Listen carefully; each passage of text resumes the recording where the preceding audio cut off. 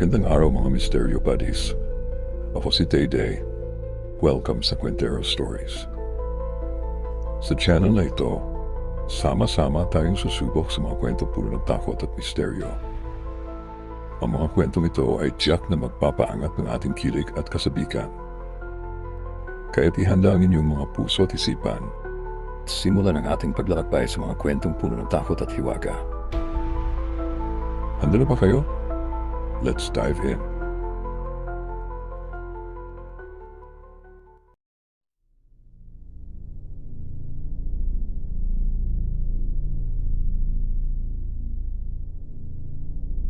Sa kabundukan ng Iloilo sa isang malayong barangay na kilala sa pangalan ng San Andres, tahimik ang pamumuhay ng mga tao. Simpleng komunidad lamang ito, mga magsasaka, mga ngahoy, at mga mangingisda. Wala silang ibang inaalala kundi ang kanilang pang-araw-araw na gawain. Ngunit isang gabi, nagsimulang mabago ang lahat. Ang unang tanda ng pagbabago ay ang kakaibang mga tunog mula sa kagubatan. Isang umaga, napansin ni Aling Marta, ang pinakamataas na may edad sa barangay, na ang mga bakas ng paa sa lupa ay hindi pangkaraniwan.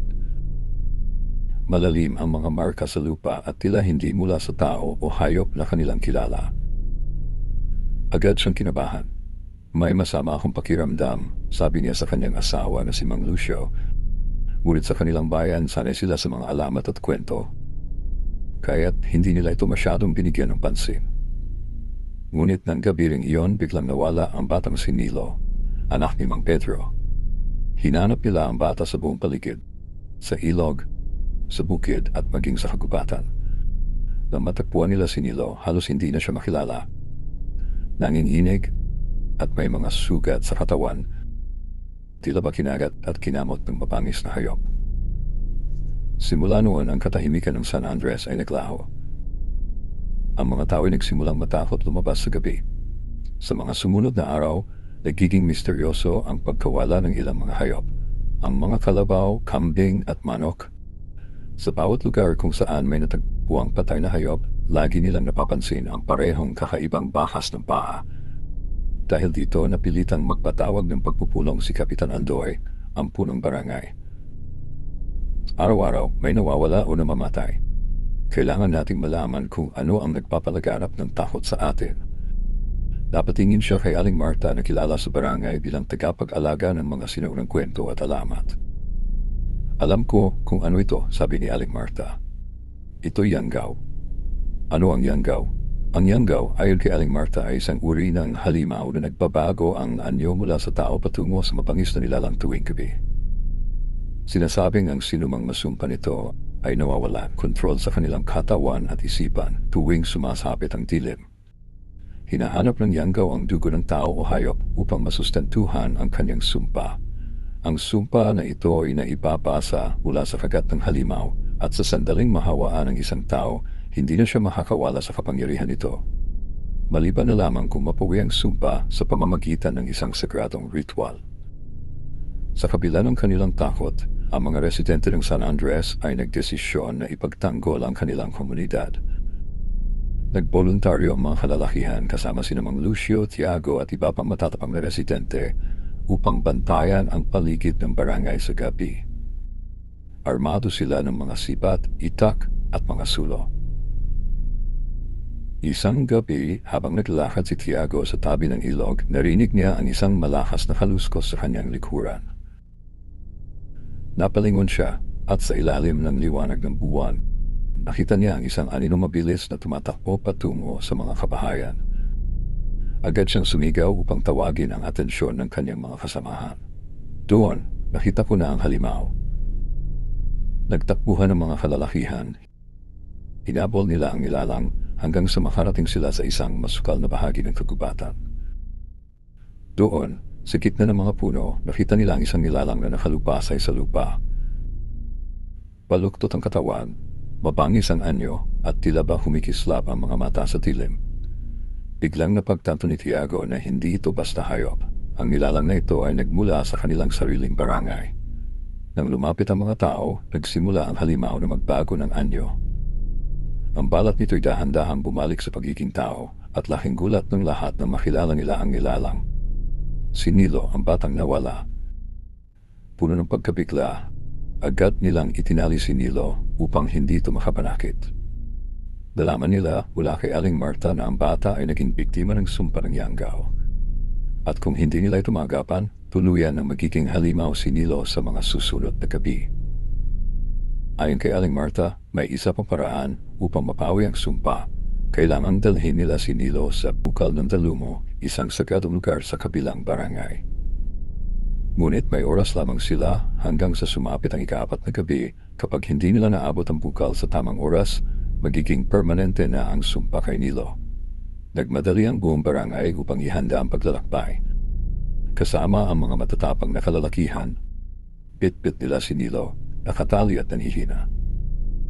Alam nila mapanganibang daan patungo sa bukal ng Dalumo. Matarik ang mga bundok at maraming halamat ang naglalarawan sa lugar bilang tahanan ng mga maligno at espiritu. Habang naglalakbay sila sa masukal na kagubatan, naramdaman nila ang kakaibang lamig ng hangin. Parang may mga matang nakamasid sa kanila mula sa kadiliman. Nagiging mas mabilis ang tibok ng kanilang puso sa bawat hakbang. Naririnig nila ang kaluskos ng mga sanga at minsan, tila ba may mga aninong sumusunod sa kanila mula sa likuran. Biglang nagsimulang mangisay si Nilo. Nagsisimula na naman ang sumpa sa kanyang katawan. Ang kanyang mga mata ay naging pula at ang kanyang katawan ay nagsimulang lumaki at magbago ng anyo. Ngunit sa tulong ng kanilang matibay na tali at mabilis na pagkilos, napigilan nila si Nilo na tuluyang magwala. Nang makarating sila sa bukal ng Dalumo, binuksan ni Aling Marta ang isang sagradong dasal na ipinamana pa ng kanyang mga ninuno.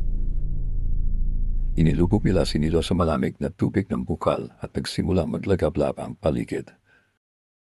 Nagpakita ang mga espiritu ng kagubatan, mga nilalang na tila ba pumipigil sa sumpa na mapawi. Ngunit sa tulong ng dasal ni Aling Marta at ng mga tao, unti-unting bumalik si Nilo sa kanyang normal na anyo. Ang kanyang balat na dati magaspang at puno ng sugat ay unti-unting naging maayos. Nawala ang pamumula ng kanyang mga mata at siya ay bumalik sa pagiging isang kaambatang tila walang nangyari. Matagumpay nilang napawi ang sumpa ng Yanggao, ngunit alam nilang hindi ito ang katapusan ng panganib. Bagaman ligtas si Nilo, nananatili sa kanilang isipan ang takot. Baka ang sumpa ay bumalik o kaya ay kumalat pa sa iba. Ang barangay ay muling naging tahimik, ngunit hindi na tulad ng dati. Sa bawat gabi, kahit na walang kakaibang tunog mula sa kagubatan, larawan ng kaba na baka isang araw, muling bumalik ang halimaw at magdala ng bagong takot sa kanilang lugar.